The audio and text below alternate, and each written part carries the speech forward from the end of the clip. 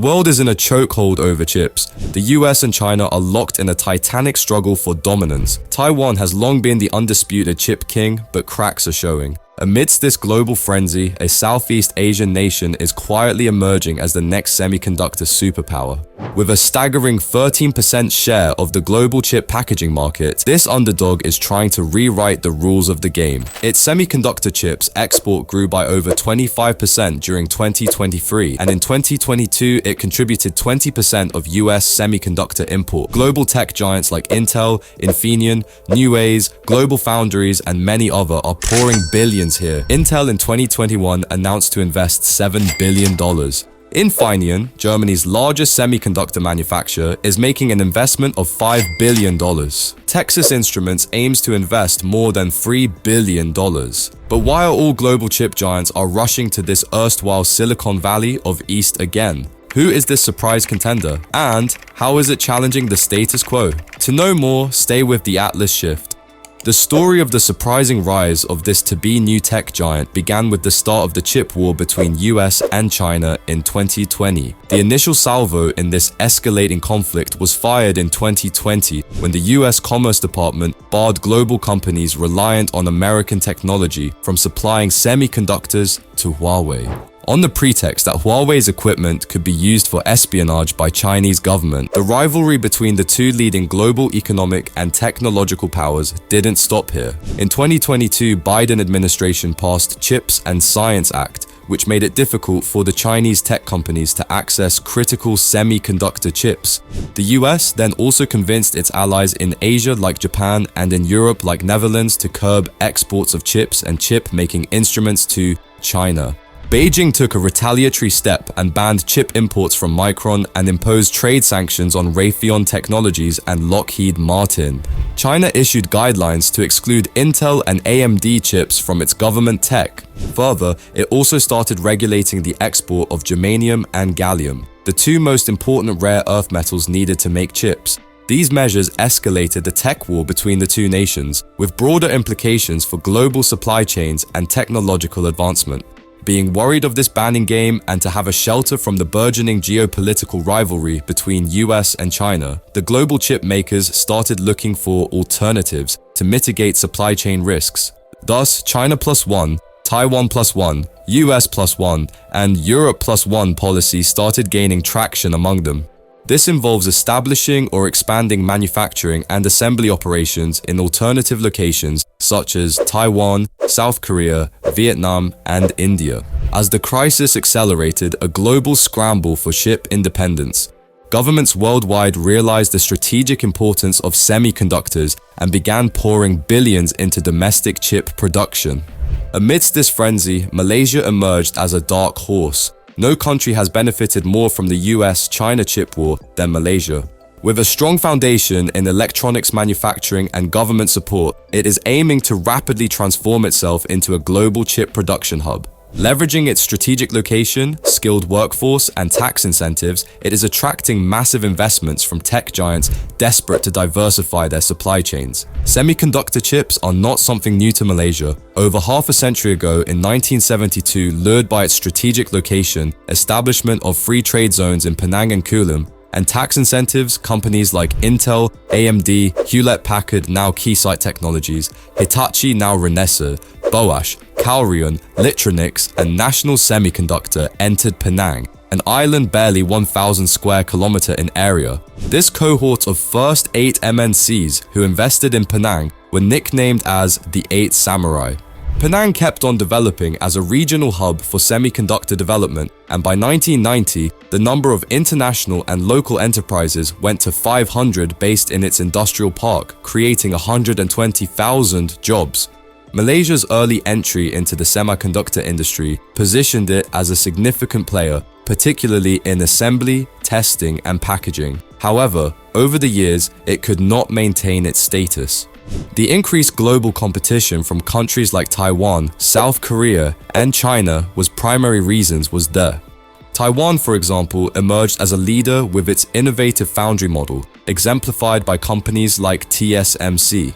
Another drowning factor for Malaysia was low investment in research and development than that of its competitors, skill development, and retaining top talent. For example, in 2019, Malaysia's R&D spending was about 1.04% of GDP, significantly less than South Korea's 4.52% and Taiwan's 3.45%.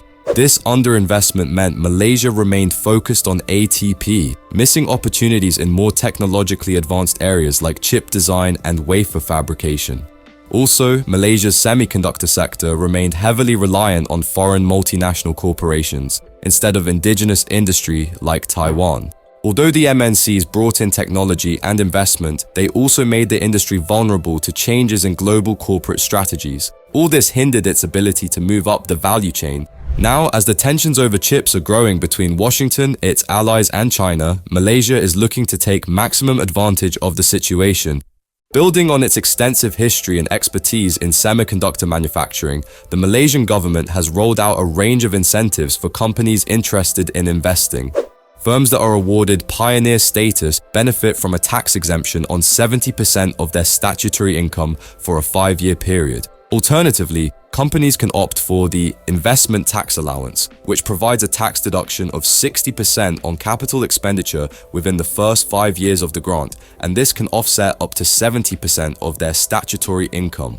Today, 5% of finished chips globally come from Malaysia, with a total value of approximately $130 billion, putting it at 6th position in the world behind Japan, US, Taiwan, South Korea, and China.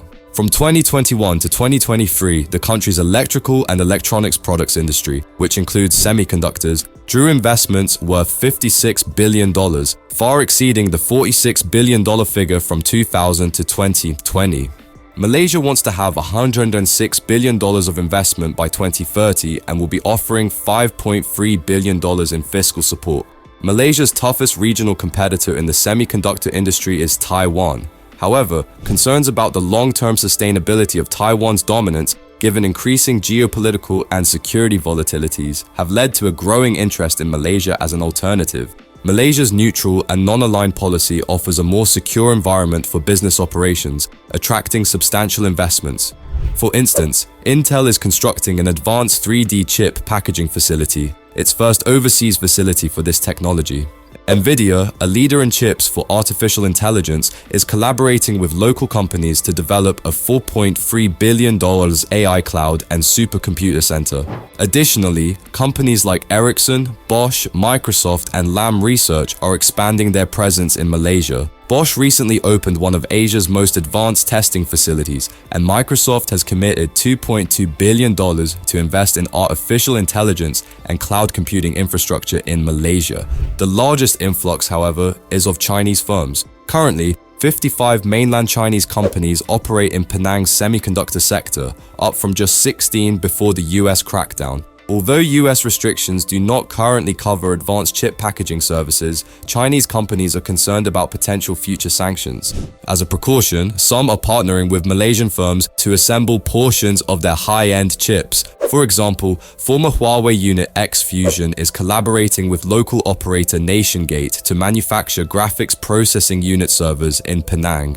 In some instances, Chinese and US companies even collaborate. For example, in 2022, Tongfu Microelectronics expanded its Penang facility in partnership with the US group AMD. To capitalize on these developments, Malaysia is focusing on enhancing its value proposition by moving up the value chain to advanced activities like cutting-edge semiconductor fabrication and boosting capabilities in chip design and innovation. To achieve this goal, the Malaysian government has established the largest IC design industrial park in Southeast Asia in Puchong. Besides this, the state administration has plans to launch similar integrated circuit IC design parks annually until 2028. Additionally, the Penang government has unveiled plans for a 1 million square feet integrated circuit design and digital park in Bayan Lepas, offering substantial subsidies for companies setting up offices there. To support these efforts, the Malaysian government has established a national semiconductor strategic task force to grow the semiconductor ecosystem and attract strategic investments.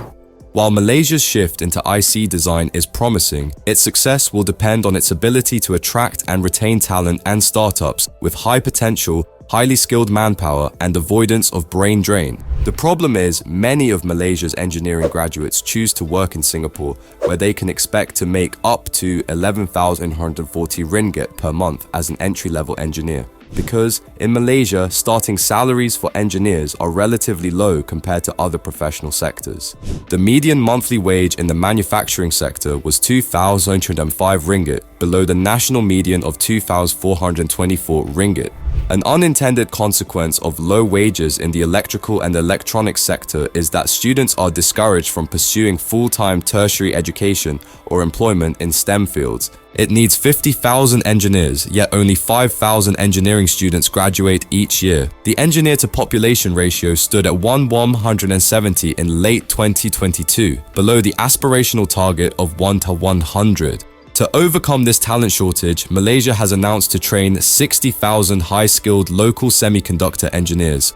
Although the NIMP 2030 aspires to see the manufacturing median wage double from 2,205 ringgit per month as of 2022 to 45.10 ringgit per month by 2030, but keeping in view the wages offered by other regional competitors, this does not seem enough. Another challenge that could arise for Malaysia is the impact of US sanctions on Chinese companies operating in Malaysia or their suppliers and buyers.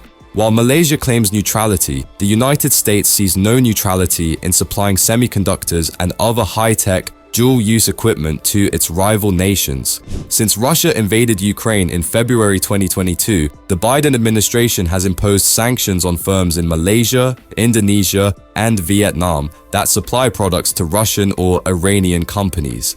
For instance, the US government sanctioned the Malaysian firm Getronics for supplying semiconductors to Russia. This scrutiny is likely to intensify.